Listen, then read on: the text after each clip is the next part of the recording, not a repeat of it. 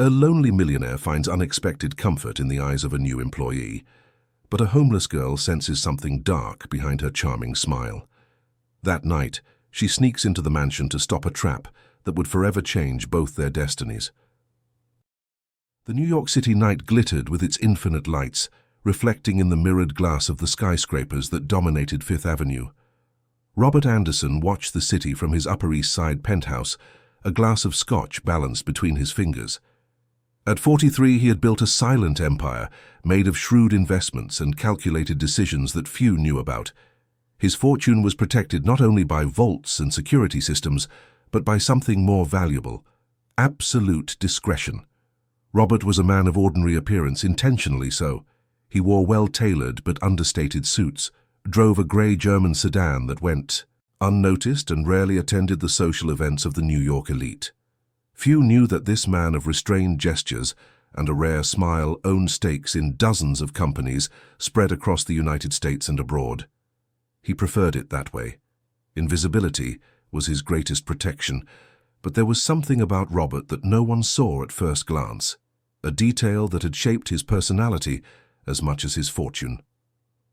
Since the age of 19, when a construction accident left his left ear partially deaf, he had developed a heightened attention to the world around him. He had learned to read lips with impressive accuracy, to catch facial micro-expressions, to sense when someone was lying just by the shift of their gaze. This involuntary skill had become a survival tool in the business world, where every unspoken word was worth more than signed contracts. For years, Robert had lived alone. There had been women, of course, but they all carried the same glint in their eyes when they discovered who he really was. That sudden interest, that exaggerated attention, those abrupt plans for the future. He recognized the pattern and would pull away before things went too far. Loneliness was the price he paid for security, and Robert had learned to live with it, until he met Veronica. It was on a Thursday afternoon, in the investment office he maintained in Midtown Manhattan. She had arrived accompanying a client, introduced as an independent financial consultant. Veronica Sinclair was 35, with impeccably styled brown hair, green eyes that seemed to hold ancient stories, and a posture that blended professionalism with a natural delicacy. She wore a navy blue blazer over a cream silk blouse, and when she shook Robert's hand, her grip was firm but not aggressive. During the meeting, Robert noticed that she didn't look at him with that mercenary interest he knew so well. Veronica discussed investment funds with expertise, questioned management fees, and proposed diversification strategies. She was competent, focused, and seemed genuinely uninterested in impressing him personally. This intrigued him. When the meeting ended and the client left, Robert did something he rarely did. He invited Veronica for coffee at the French bakery on the corner. She hesitated, checked her watch, but accepted with a discreet smile. In that first conversation, Robert discovered she was from Albany, had a degree in economics, had been divorced for 3 years, and had no children. She worked as a freelancer because she valued her independence.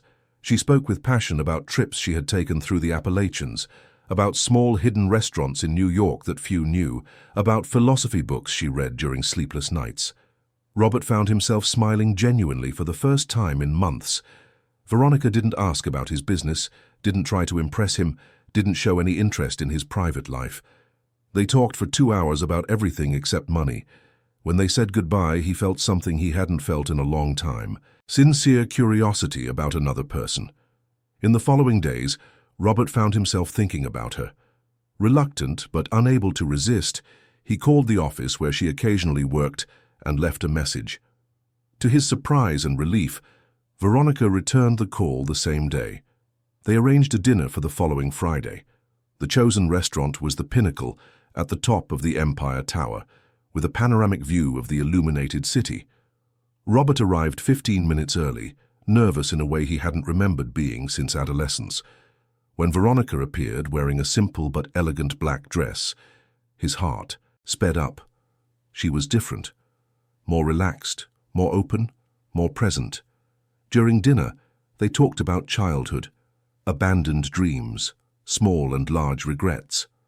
Veronica told him about the father she had lost early, about the mother who had struggled alone to raise her, about the marriage that ended not because of betrayal or fights, but because of a silent distance that had grown until there was nothing left to say. Robert shared about his partial deafness, something he rarely mentioned. She listened with genuine attention, asked intelligent questions, and showed neither pity nor morbid curiosity. It was the first of many nights. Robert, always so controlled, allowed himself to let his guard down. He took Veronica to discover hidden restaurants in Chinatown, to watch Broadway shows, to walk through Central Park on Sundays. She reciprocated by introducing him to independent bookstores in Greenwich Village, jazz clubs in the West Village, and small pleasures he had forgotten to seek. Within a month, Robert was in love. They didn't speak explicitly about feelings, but there was a growing intimacy, a mutual comfort he hadn't experienced before. Veronica knew his routine, knew when he needed silence, and respected his boundaries. It seemed too perfect to be true, but Robert chose to believe. For the first time in decades, he allowed himself to trust. It was on a Friday night, at the same Pinnacle restaurant where it all began, that Robert made a decision that would change everything. They had finished dinner, talked about plans for the weekend, and when the waiter brought dessert, Robert took Veronica's hand across the table. "I'd like you to see my home," he said, his heart pounding. "I'm not just talking about a visit. I want you to see where I live, who I am when I'm alone. I want to share that with you." Veronica blinked, surprised. A delicate blush rose on her neck. "Robert," she began, her voice soft, "I wasn't expecting this. You've always been so private." "I know," he replied. "That's why it means so much. You're different from everyone I've ever met. With you, I feel like I can be myself." She squeezed his hand back, her green eyes shining in the candlelight. "I'd love that," she whispered. Robert felt a wave of relief and happiness. He paid the bill, and together they left the restaurant, the New York night enveloping them in its chaotic and welcoming embrace. But as they walked along the sidewalk toward the parking garage, neither of them noticed the small figure watching them from the corner. Julia was 7 years old and had no last name that she knew of. She had lived on the streets of downtown Manhattan for as long as she could remember, alternating between Times Square and Grand Central Terminal, always alert, always on the move. With tangled brown hair, oversized donated clothes, and a gaze that seemed 100 years old, Julia had learned to read people the way others learn to read books. She was there that night because she had followed a group of tourists who had left a nearby hotel, hoping someone would drop a few coins. But when she saw the elegant couple leaving the Empire Tower, something caught her attention. It wasn't the man's expensive suit or the woman's pretty dress. It was the way they walked together. The man looked happy, relaxed, confident. The woman was smiling, but there was something wrong with that smile. Julia had a skill that had kept her alive on the streets. She could see beyond the masks. She knew when someone was feigning generosity to push her away, when a person was truly dangerous, when a smile hid malice. And in that woman in the black dress, Julia saw something that chilled her to the bone. For a second, just 1 second, while the man looked down at his phone, the woman's face changed, the smile vanished, the green eyes became cold, calculating. She quickly checked something in her own purse, a mechanical movement, like someone confirming a tool is in the right place. Then, when the man looked up, the smile returned instantly, as perfect as before. Julia was paralyzed. She knew that kind of transformation.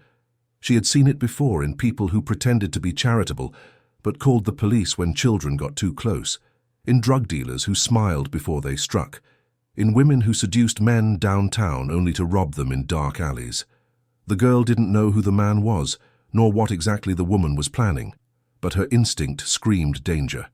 Without much thought, moved by an impulse she herself didn't fully understand, Julia ran up to the couple. "Mister," she called out, her voice small but firm.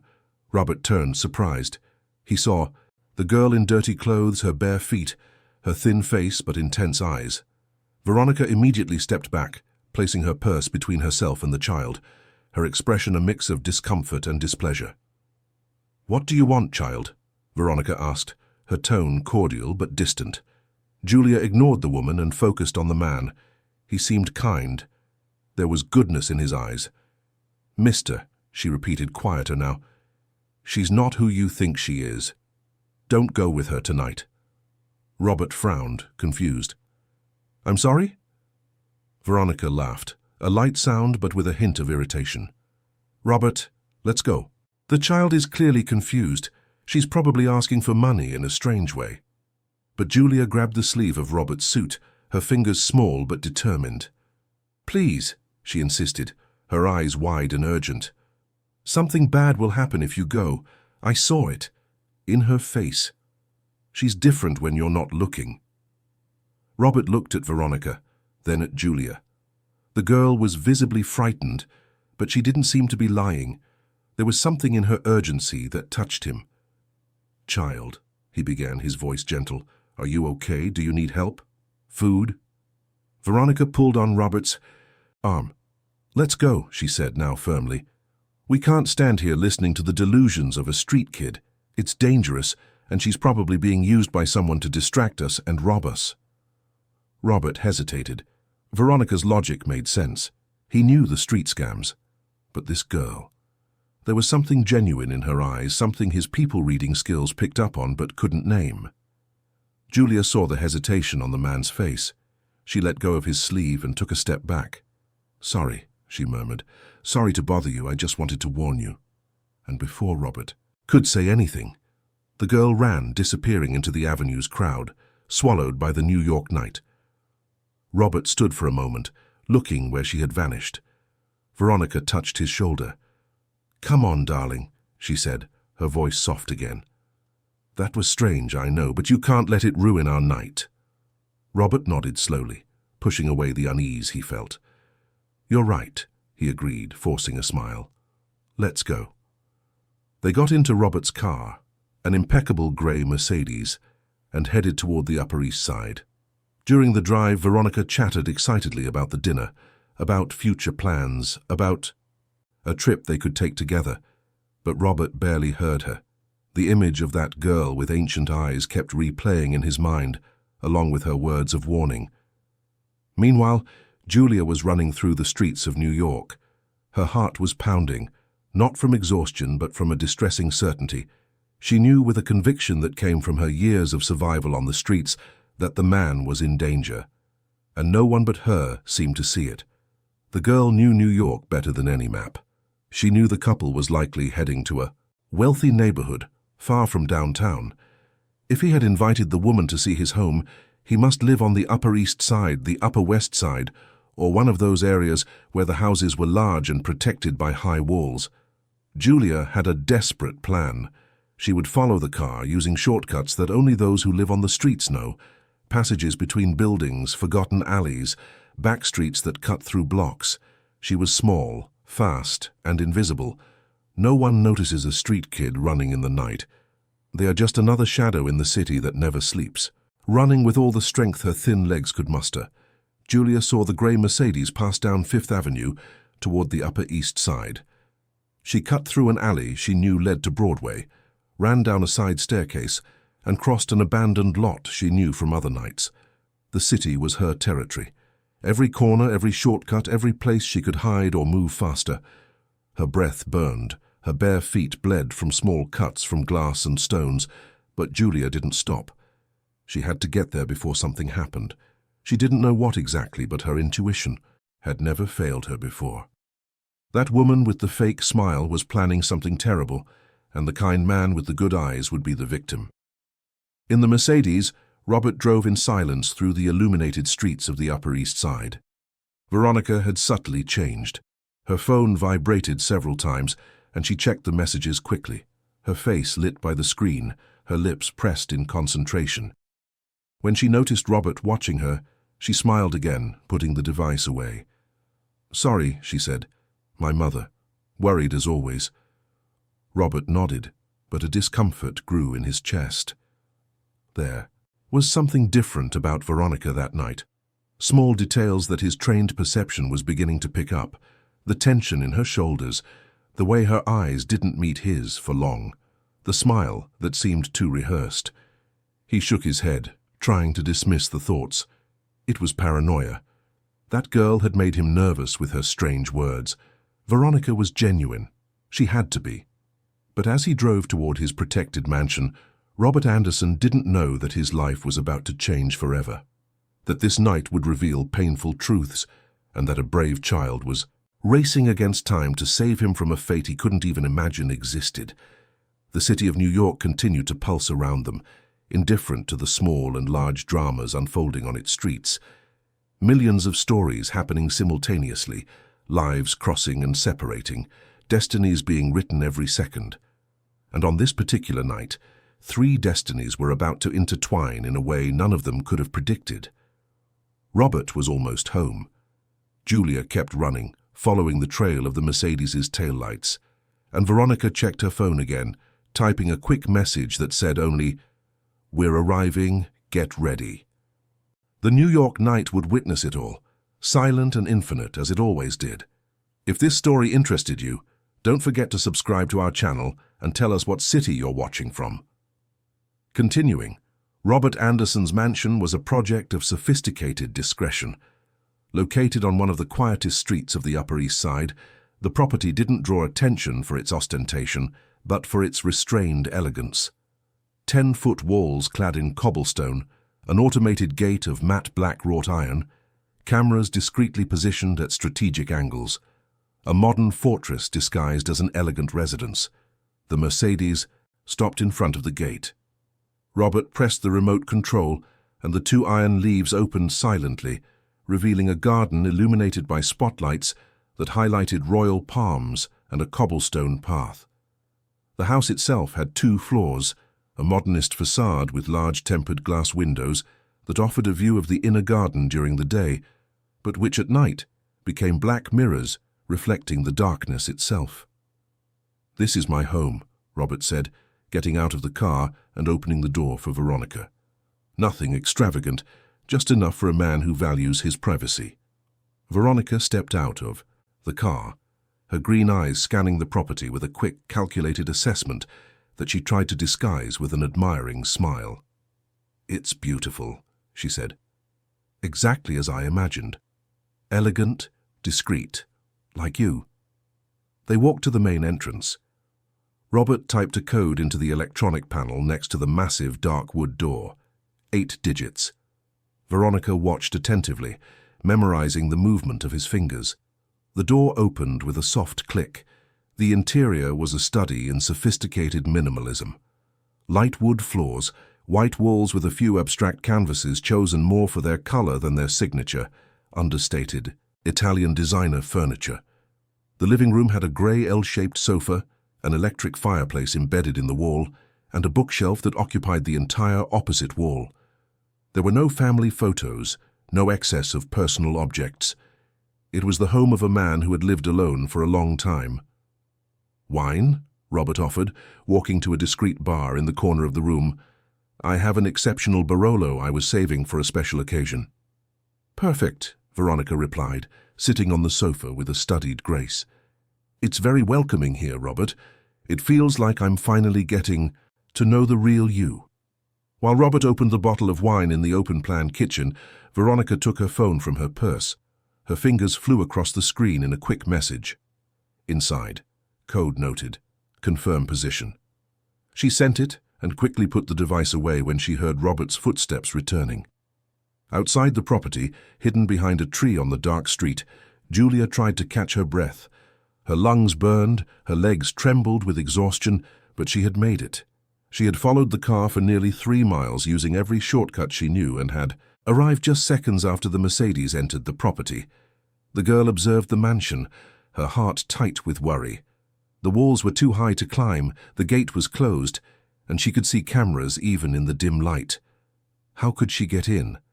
How could she warn the kind man before something terrible happened? Julia began to walk around the property, staying in the shadows. The street was quiet, with only a few lit houses and the occasional car passing by. She knew she had little time. If someone saw her, they would call the police. A street kid in a neighborhood like this was considered a threat, not a child. That's when she saw it.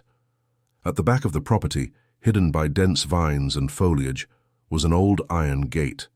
It looked like a forgotten service entrance, probably from when the house was built decades ago. The vegetation had grown so much around it that the gate was almost invisible, covered by leaves and intertwined branches. Julia looked around. No one on the street.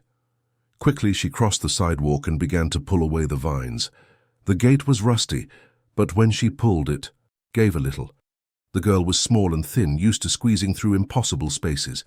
With effort she managed to open the gate just enough to slip through, scratching her arms on the iron points, but ignoring the pain. She was in. The inner garden was dark and silent. Julia moved carefully, avoiding the lit paths, keeping to the shadows of the trees and bushes. She could see the illuminated house ahead, the large glass windows showing part of the living room. She saw the man pouring wine, the woman sitting on the sofa, everything looking perfectly normal and civilized. But Julia knew. Her instinct screamed danger. She approached the house, crouched, using the flower beds as cover. There was a side door that probably led to the kitchen. If she could get in there without being seen, she could listen to the conversation, find out what the woman was planning, and find a way to warn the man. In the living room, Robert and Veronica were toasting. The crystal glasses clinked softly. Robert felt himself relax a little. The wine was perfect, the company was pleasant, and the strangeness he had felt in the car was beginning to dissipate. Maybe it was just paranoia. Veronica took a sip, then placed her glass on the coffee table. "Robert," she said, her voice soft but serious, "can I ask you a personal question?" "Of course," he replied, sitting next to her on the sofa. "Why have you never married? Never had children? A man like you, successful, kind, intelligent. You seem so lonely sometimes." Robert looked at the wine in his glass, memories dancing like the reflections of light in the ruby liquid. "I could say it was because of business for lack of time, but that would be a lie. The truth is, I learned not to trust easily. My partial hearing taught me to observe people differently. I see things others don't. Micro-expressions, hesitations, small lies. And in every relationship I've had, I eventually saw the financial interest grow more than anything else, so I stopped trying." "And with me?" Veronica asked, leaning closer. "Do you see any lies?" Robert looked at her, those expressive green eyes, that delicate face, that apparent vulnerability. "No," he said finally. "With you, for the first time in a long time, I see nothing but sincerity." Veronica smiled, but something in that smile made Robert's heart tighten for a fraction of a second. She touched his face with her hand, her fingers cold against his skin. "I care about you, Robert," she murmured. "I want to be part of your life. I really do." And then, with a natural movement, she leaned in and kissed him. Robert responded, closing his eyes, allowing himself to feel. But when he opened his eyes again, he saw that Veronica was looking over his shoulder toward the window, as if expecting something, or someone. "Veronica," he began, pulling away gently. "Is everything okay?" She blinked, bringing her focus back to him. "Of course, darling. Why?" "You seem distracted, checking your phone all the time, looking at the window. Is something worrying you?" For a moment, just a brief moment, the mask fell. Veronica's eyes turned cold, calculating, irritated. But she regained control instantly, forcing a light laugh. "Sorry," she said.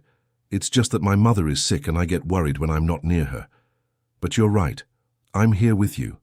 I should focus on that." Robert said nothing, but something inside him broke. It was a lie. He knew it. Every instinct he had developed over the years screamed that it was a lie. And if she was lying about something so simple, what else was she lying about? Before he could verbalize his thoughts, Veronica's phone vibrated in her purse. She ignored it, but it vibrated again, insistently. With a sigh of barely disguised irritation, she picked up the device. "Sorry, I need to take this quickly. It's my mother. I must be really worried." She stood up and walked into the inner garden, visible through the glass doors, answering the call. Robert couldn't hear what she was saying, but he saw her body grow tense, her gestures becoming agitated. Something was definitely wrong. Julia had managed to get into the kitchen through the side door. The lock was simple, and she had learned on the streets how to pick basic locks with a piece of wire, a necessary survival skill. The kitchen was empty and dark, only lit by the light coming from the living room. The girl moved in silence, her bare feet making no sound on the cold floor. She could hear voices. She approached the door that separated the kitchen from the living room, hiding behind a high counter. From there she had a partial view of the sofa where the man was sitting, and of the woman talking on the phone in the garden. 20 minutes, Julia heard Veronica say in a low but urgent voice.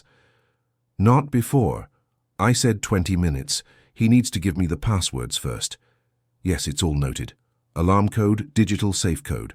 All that's left is for him to open the investment system. Be patient. Julia's blood ran cold. Passwords, digital safe, investment system. The woman was robbing the man, or worse. And there were other people involved, people who would arrive. In 20 minutes. She had to act, but how? If she just appeared, the woman could invent some story, accuse the girl of trespassing, make the man doubt. Julia needed proof, or at least to make the man see the truth with his own eyes. Veronica ended the call and returned to the living room, the smile back in place. Sorry about that, she said to Robert. My mother is calmer now. Where were we? Robert stood up, placing his wineglass on the table with excessive care.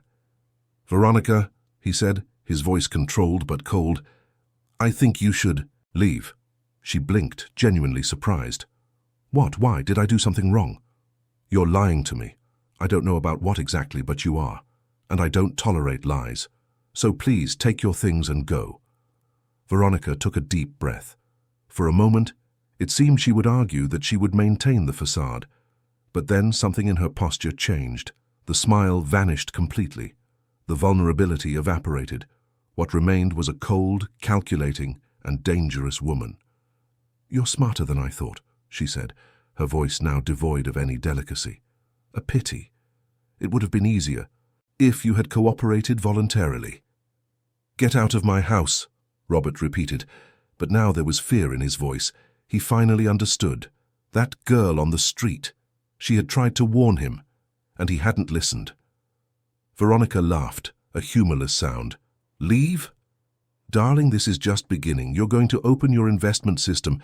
You're going to give me access to your offshore accounts, and you're going to transfer a very generous sum. And you're going to do it in the next 15 minutes before my friends arrive, because if you don't, things will get very unpleasant. Robert felt panic rise, but he forced himself to stay calm.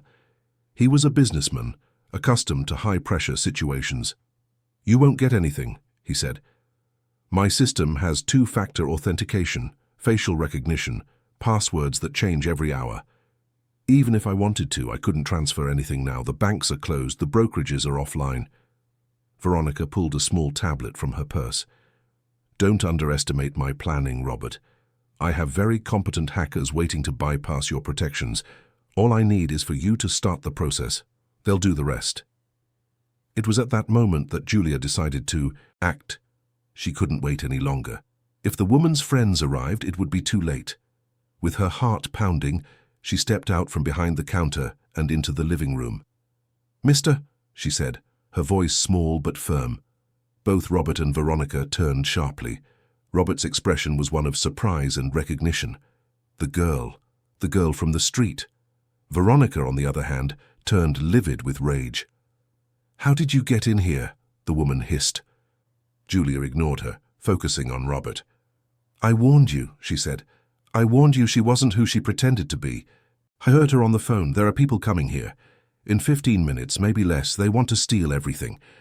Robert looked at Julia, then at Veronica. The woman's face was contorted in fury, all previous delicacy completely gone. Her transformation was shocking. She was a completely different person. You're a meddling child, Veronica spat, advancing toward Julia. You don't know who you're messing with. But Julia was fast. Years of living on the streets had taught her how to move, how to escape, how to survive. She ran to the opposite side of the room, putting the sofa between herself and Veronica. You need to call the police now, she shouted at Robert. You have a panic button in your house. All rich people do. Push it. Robert was still processing everything, but the fear and urgency in the girl's voice roused him. He ran to the fireplace where he knew there was a hidden emergency button, but before he could reach it, Veronica grabbed his arm with surprising strength. "Don't be a fool," she said, her voice now a low, dangerous threat. "You don't want to do that. My associates won't like it at all." Julia saw the hesitation in Robert. She saw the fear, the confusion, the doubt, and she understood that she had to be the one to act. With all the courage her 7 years and her hard life experiences had given her, the girl ran toward the fireplace. Veronica tried to block her, but Julia was small and agile. She ducked, slid between the furniture, and reached the wall. Her eyes frantically searched for the button. It had to be there. It had to be. And then she saw it. A small, discreet panel above the fireplace, almost invisible, with a red symbol. Julia jumped, trying to reach it, but it was too high. She looked around, desperate, and saw a wooden stool near the bookshelf. She ran to it, grabbed it, and ran back. "Stop!" Veronica screamed, running after her. But Julia was faster. She climbed onto the stool and with all her might pressed the red button. Immediately, sirens began to blare. Red lights flashed in every room. The house's security system was activated, sending automatic signals to the police, to the private security company, to all emergency contacts registered in Robert's system. The effect was immediate. Veronica froze for a second, her face a mask of fury and despair. She looked at her watch at the door at Robert. Her carefully planned operation was falling apart.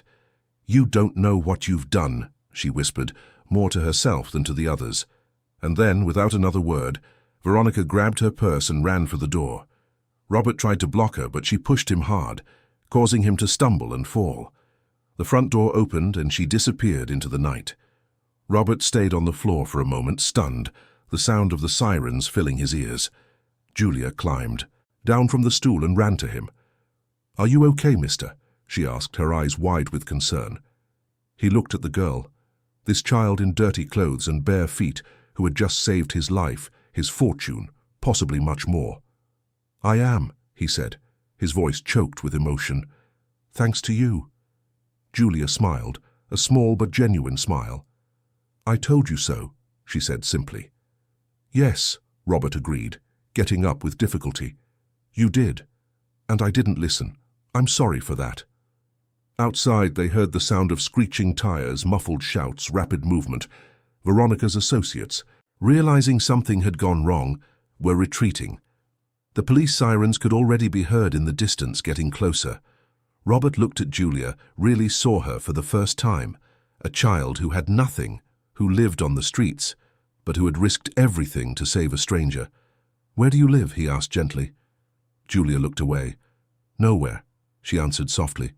"Wherever I can." Robert's heart broke. "You saved me," he said, "and now I'm going to return the favor. You can stay here tonight and we'll figure out what to do next, okay?" Julia looked up at him, her eyes shining. "For real?" she whispered. "For real," Robert confirmed. But as they waited for the police to arrive, as the sirens grew louder, neither of them knew that this night was just the beginning of a long and challenging journey. Veronica had fled, but she wasn't the type to give up easily, and Julia, by saving him, had become the only link between justice and the criminals who were still free.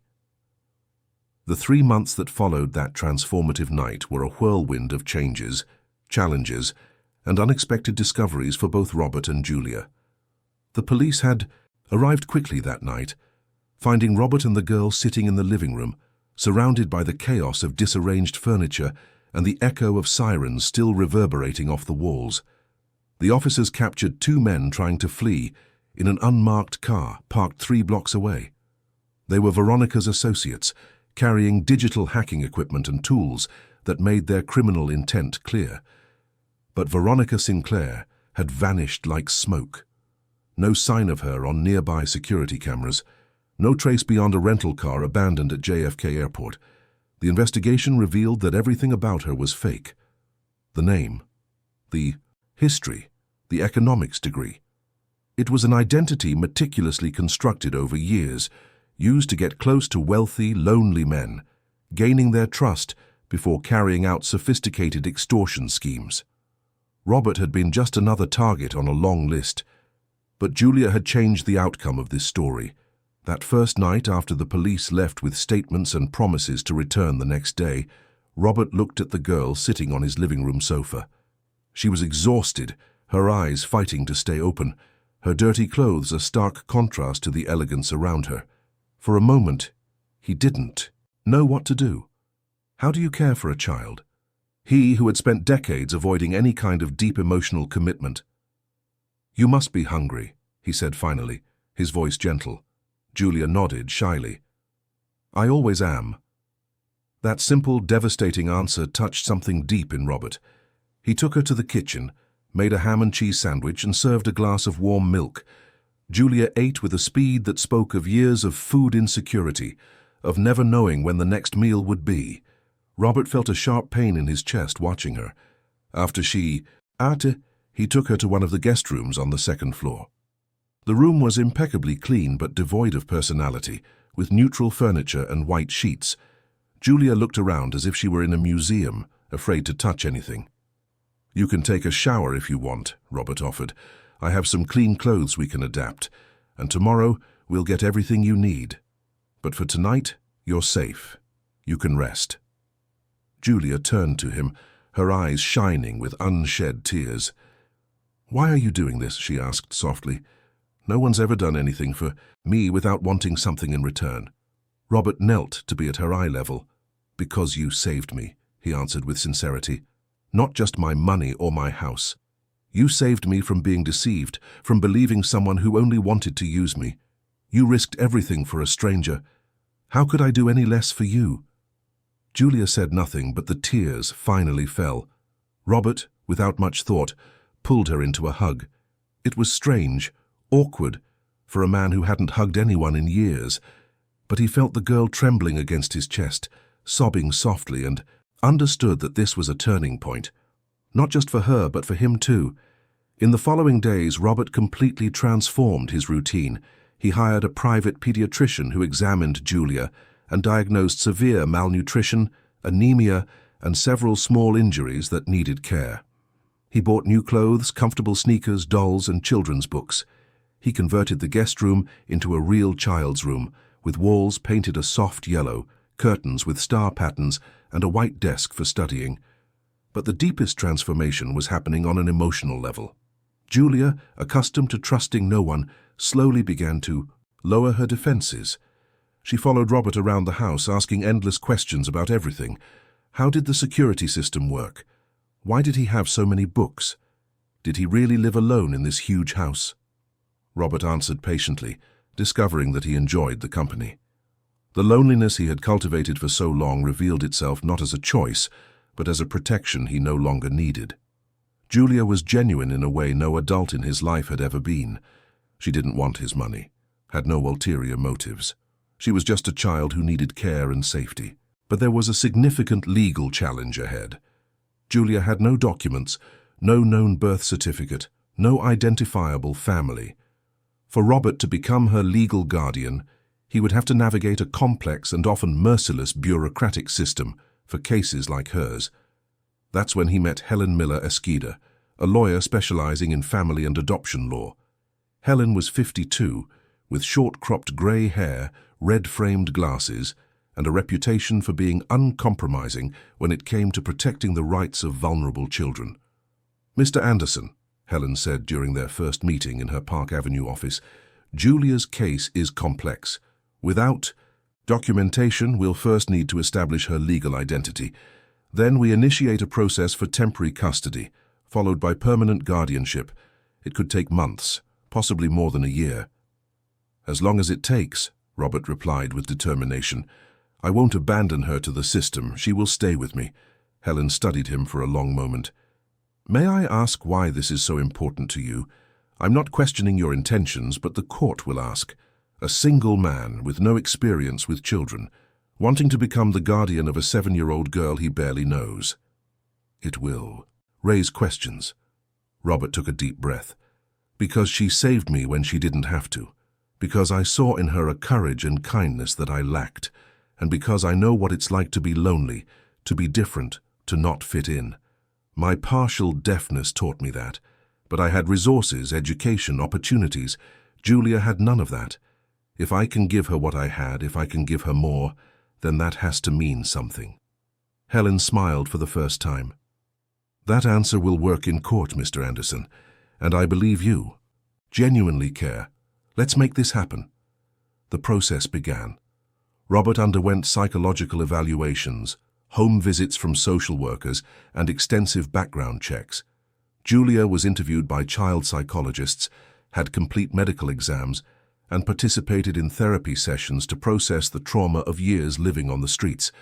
It was exhausting and invasive, but necessary. During this period, the police investigation into Veronica and her criminal organization progressed. The two men captured that night began to cooperate in exchange for reduced sentences, revealing details about at least 15 similar schemes in New York, Chicago, and Miami over the past 5 years. Veronica was the mastermind, a skilled manipulator who studied her victims meticulously before approaching them. But she remained a fugitive. Arrest warrants were issued, airports and borders were alerted, but Veronica seemed to have evaporated. The prosecution built a solid case based on the accomplices' testimonies, digital evidence found on the seized equipment, and security camera footage from Robert's house. And Julia was the key witness. She was the only one who had heard Veronica on the phone, who had witnessed her personality change, who could describe in detail what happened that night. Without her testimony, the case against Veronica would be weaker. But asking a 7-year-old to testify against dangerous criminals in open court was an enormous responsibility. Robert wrestled with it daily. He wanted justice, wanted Veronica to pay for her actions. But he didn't want to expose Julia to more trauma, didn't want to risk her newly won mental and emotional security. Dr. Frank Carter, the child psychologist working with Julia, was clear in his assessment. Julia is an extraordinarily resilient child, he explained to Robert during a consultation. But testifying will be difficult. The defense will try to discredit her, paint her as unreliable due to her background. It will be painful. However, she shows a strong sense of justice and responsibility. If we explain it properly, if we prepare her well, I believe she can do it. But the decision must come from her, not from you or the prosecution. Robert talked to Julia one evening, sitting in her room. She was lying on her new bed, hugging a teddy bear he had bought her, the yellow walls softly lit by a moon-shaped lamp. "Julia," he began, "I need to talk to you about something important." She sat up, her eyes attentive. "About the bad lady," she said. "It's about her, isn't it?" Robert nodded. "The police are looking for her. They want to put her on trial for everything she did. But to do that, they'll need you to tell them what you saw and heard that night, in court, in front of a lot of people." Julia was quiet for a long moment. "Do I have to go?" she asked in a small voice. "No," Robert answered firmly. "You don't have to do anything you don't want to. No one can make you. But if you choose to help, it will be very important. But it will also be hard and scary. So the choice is yours." She looked at her own hands, small and still marked with scars from the streets. "If I don't tell, will she do it again? Will she trick other kind men like you?" "Possibly," Robert admitted. "But that's not your responsibility, Julia. You've already done more than enough. You saved me. You don't have to save anyone else." "But I want to," she said softly, looking up at him. "I want her to pay for what she did. Not just to you, but to everyone. She's bad. And I'm not afraid to tell the truth." Robert felt a mix of pride and worry. "We'll do it together then," he promised. "I'll be with you every step of the way. You won't be alone." Julia smiled, a smile that lit up her small face. "I know," she said. "You're always with me now." The following months were a blend of legal preparation and adjusting to a new life. Julia started attending a nearby private school, where she initially struggled both academically and socially. She was years behind her peers in literacy and math, and her life on the streets made her different from the other children from wealthy families. But she was determined. She studied for extra hours with tutors Robert hired, did every homework assignment with intense concentration, and refused to give up, even when it was difficult. Robert transformed into a father without ever having planned to be one. He learned how to braid Julia's hair, check her schoolwork, and read her bedtime stories.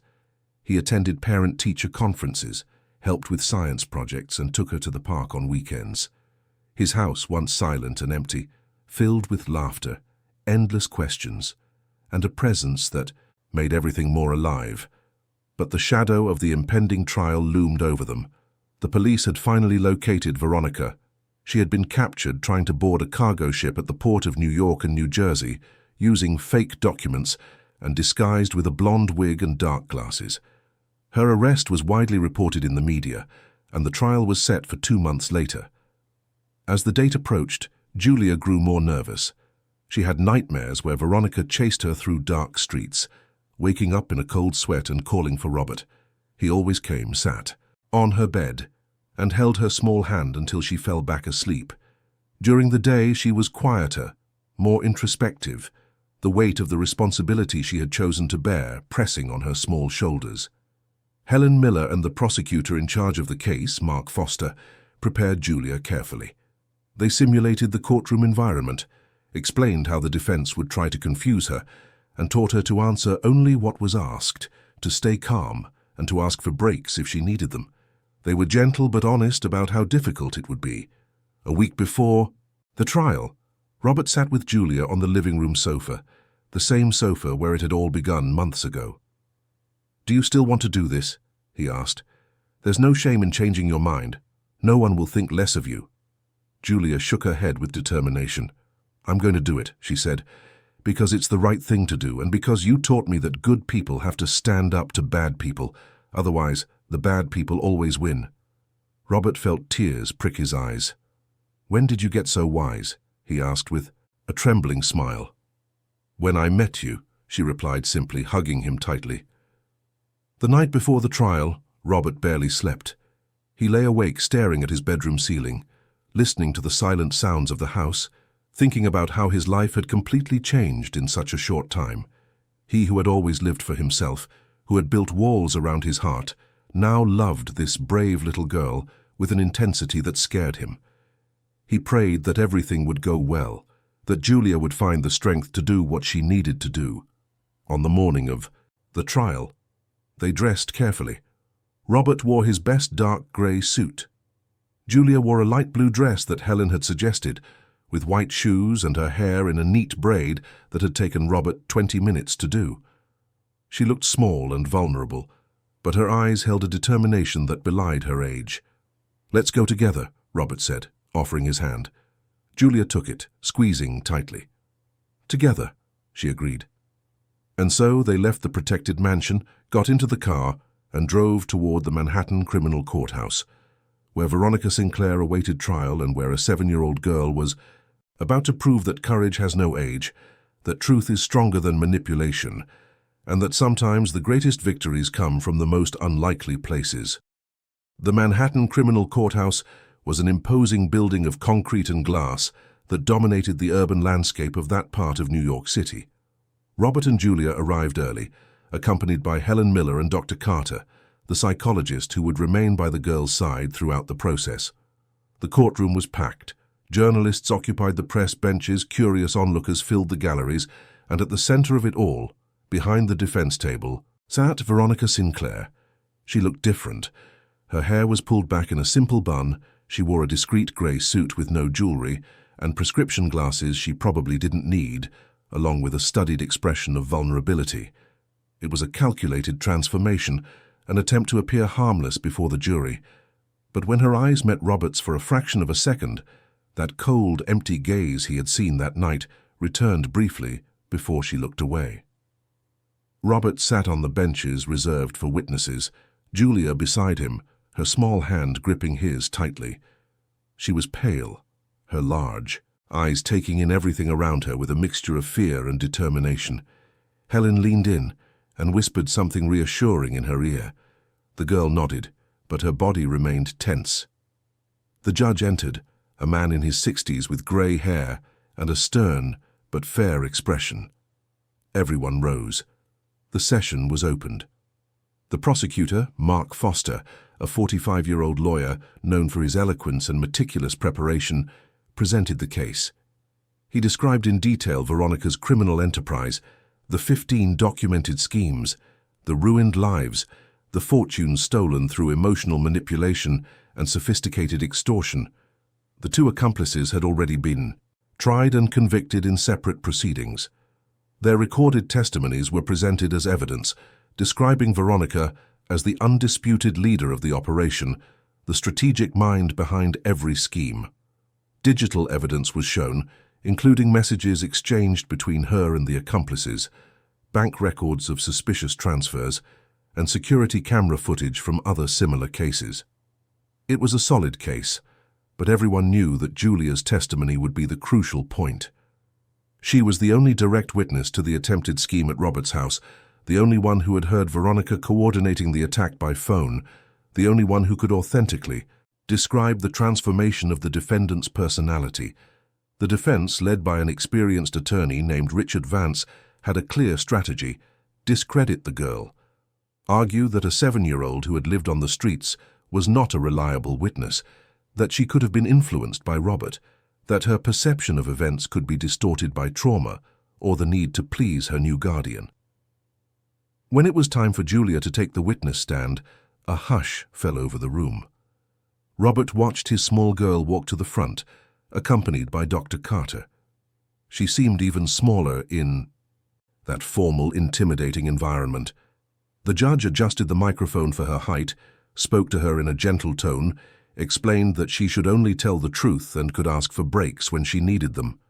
Mark Foster, the prosecutor, began with simple, gentle questions. What is your full name? Where are you living now? How did you meet Mr. Anderson? Julia answered in a low but clear voice, gradually gaining confidence. She described her life on the streets, without self-pity but with moving honesty. She talked about how she had learned to observe people, to recognize danger, to trust, her instincts to survive. Then the prosecutor asked about that night. Julia closed her eyes for a moment, took a deep breath, and began to speak. Her voice grew steadier as she talked. She described seeing the couple at the restaurant, the change in Veronica's face when Robert wasn't looking, the flash of coldness and calculation that had frightened her. She described following the car, entering the mansion, hiding in the kitchen. And then, with a calmness that surprised everyone in the room, Julia repeated, word for word, what she had heard Veronica say on the phone. 20 minutes. Not... Before I said 20 minutes, he needs to give me the passwords first. Yes, it's all noted. Alarm code, digital safe code. All that's left is for him to open the investment system. Be patient. The silence in the room was absolute. Julia continued, describing how she entered the living room, how she tried to warn Robert, how Veronica completely transformed before her eyes, revealing her true nature. How she, a 7-year-old girl, made the decision to activate the panic button because she knew no one else would do it in time. When the prosecutor finished, it was the defense's turn. Richard Vance stood up, adjusted his glasses, and approached Julia with a smile that tried to be friendly, but exuded condescension. "Julia," he began, using an overly gentle tone that she immediately distrusted. "You lived on the streets for a long time, didn't you? It must have been very difficult. You probably saw many bad things, bad people. Isn't it possible that you're confusing what you saw that night with other things you've seen before?" Julia looked directly at him. "I'm not confusing anything," she replied with surprising firmness. "I know what I saw. I know what I heard. And I know how to recognize when someone is pretending to be good but is bad on the inside. That lady over there," she pointed to Veronica, "is very good at pretending, but I saw who she really is." The lawyer tried another approach. "But you were hungry, tired, scared. Maybe your emotions made you imagine things that didn't happen exactly as you remember." Julia shook her head. "I was hungry and tired because I always am. But that didn't change what I saw. I heard her words. I know what they meant. And you weren't there. I was." A discreet murmur of approval rippled through the galleries. The judge banged his gavel, calling for silence. The defense attorney tried several other tactics. He suggested that Robert might have influenced Julia's testimony. He insinuated that she was too grateful to the man who had taken her in, and would therefore invent any story to protect him. He questioned specific details of her memories, trying to find inconsistencies, but Julia remained steadfast. For every trick question she had a clear answer. For every insinuation she had a calm but determined rebuttal. She wasn't just a 7-year-old girl. She was someone who had lived more than many adults would in a lifetime, who had developed a wisdom born of necessity, and who possessed an unshakable integrity. After an hour of cross-examination, the defense attorney finally gave up. He had no more questions. Julia stepped down from the witness stand, her legs trembling now that the adrenaline was starting to fade. Robert met her in the hallway, knelt and hugged her tightly. "You were incredible," he whispered. "So brave, so strong. I am so proud of you." Julia began to cry, finally allowing all the pent-up tension to escape. "I was so scared," she sobbed against his shoulder. "But I remembered you said that the truth is always stronger than a lie, so I just told the truth." "And the truth was enough," Robert assured her. The trial continued for 3 more days. Other witnesses were called, experts presented analyses, and evidence was debated exhaustively. But everyone knew the decisive moment had been Julia's testimony. That small, brave girl who had looked the manipulator in the eye and had not flinched. When it was time for closing arguments, Mark Foster delivered a passionate speech about justice, about protecting the vulnerable, about stopping predators who used human emotions as weapons. He pointed to Julia, sitting quietly beside Robert, and said that if a 7-year-old girl who had nothing could find the courage to face criminals, then the justice system could certainly find the courage to convict them. The defense argued that Veronica was a victim of circumstance, that she had untreated psychological problems, that she deserved treatment instead of prison. It was a weak argument in the face of the overwhelming evidence and the devastating testimony. The jury deliberated for 6 hours. When they returned, their expressions were serious but determined. The verdict was read. Guilty on all counts. Aggravated extortion, conspiracy, identity fraud, attempted grand larceny. The sentence was read a week later. 15 years in prison, with no possibility of parole before serving at least 2/3 of the sentence. Veronica received the sentence without expression, but as she was led away by the bailiffs, she looked one last time at Julia. There was hatred in that gaze, but also something else. Acknowledgement.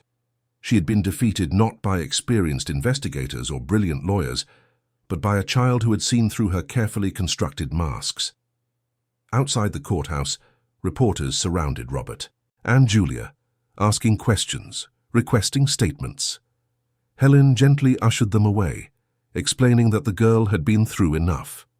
They got into the car and drove back home in contemplative silence. "It's over," Julia said softly, as she looked out the window at the passing city. "Yes," Robert agreed, "it's over. You were so brave, Julia. Braver than I could ever be." She turned to him. "But you taught me how to be brave. Before I met you, I only knew how to survive. You taught me that I can do more than that. I can help other people. I can make a difference." Robert felt tears prick his eyes again. He had cried more in the past few months than in his entire adult life. Julia had broken down all his defenses, had taught him that vulnerability was not weakness, that love was not a danger. 2 weeks later, the permanent guardianship process was finalized. In a much more cheerful and informal hearing, the judge signed the documents that made Robert Anderson the legal guardian of Julia Marie Anderson. Yes, she had chosen a middle name and adopted his surname. It was official, they were a family, but Robert knew there was still work to be done. Julia's courage, her story, everything she represented couldn't end with just a legal victory. Inspired by her, he made a decision that would change many lives beyond their own. 3 months after the trial, Robert launched the Julia Foundation, a non-profit organization dedicated to vulnerable children in New York City.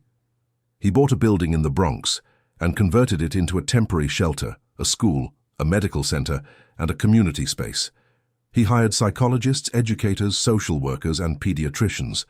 He created programs for family reintegration when possible, for adoption placement when necessary, and for supporting at-risk families.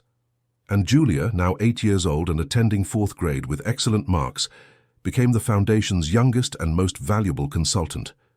She participated in planning meetings, shared her experiences about what street children really needed, and helped shape programs that offered not just shelter and food, but dignity, respect, and hope.